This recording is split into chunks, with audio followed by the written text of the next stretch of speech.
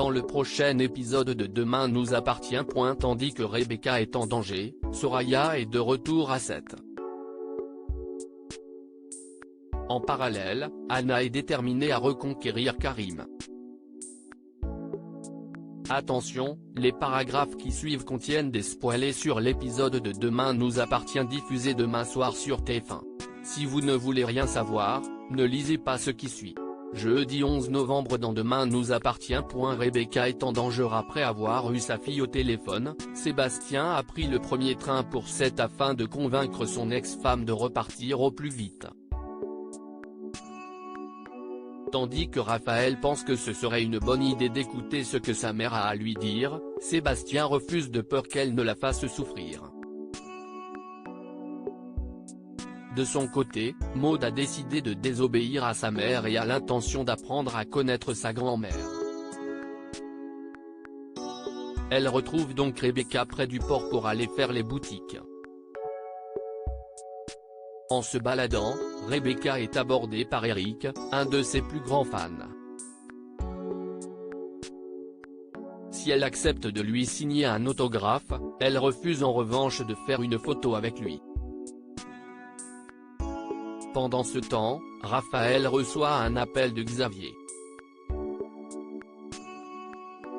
Chamboulée par le retour de sa mère, elle se confie à son ex-mari.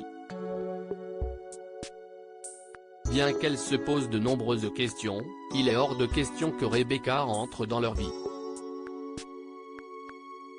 Xavier jure de la soutenir et qu'il sera toujours à ses côtés. Plus tard, Sébastien débarque dans la chambre d'hôtel de Rebecca. Lorsqu'il lui rappelle qu'ils avaient un accord, Rebecca répond qu'il n'a plus rien contre elle et qu'il ne peut plus l'empêcher de voir sa famille.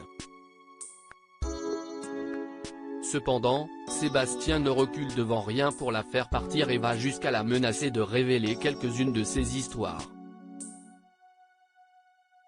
Comme cela ne prend pas, il appuie sur la corde sensible et lui demande de penser à leur fille qui a déjà assez souffert. Par la suite, Sébastien rejoint sa fille et garantit de tout mettre en œuvre pour que Rebecca quitte Sète au plus vite.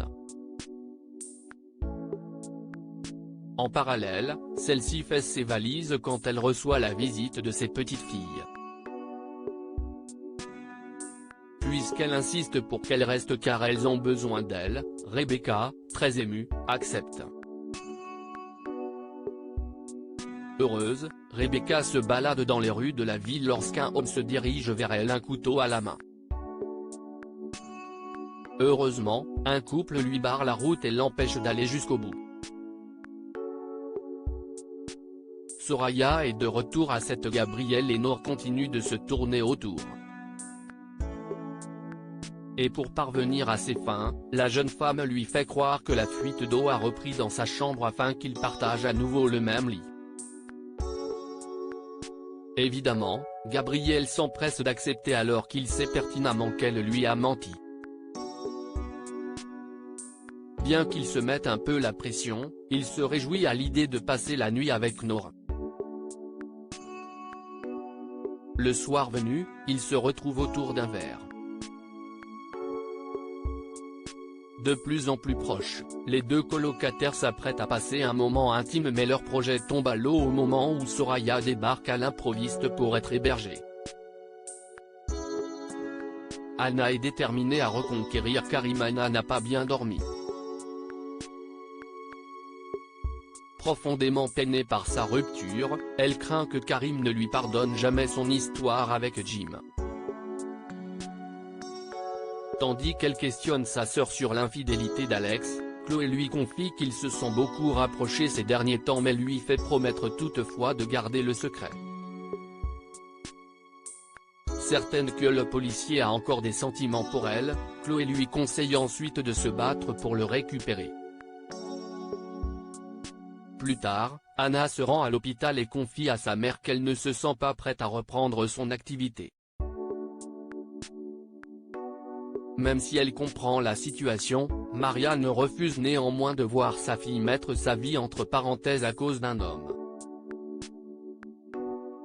Selon elle, si Karim avait su la rendre heureuse, elle n'aurait pas éprouvé le besoin d'aller voir ailleurs. Et de préciser que s'il ne lui pardonne pas, c'est qu'il ne la mérite pas. Sur les conseils de sa sœur, Anna va voir Karim chez lui. Excluant de passer une seule seconde de sa vie sans lui à ses côtés, elle déclare qu'elle compte bien se battre pour le récupérer et sauver leur couple.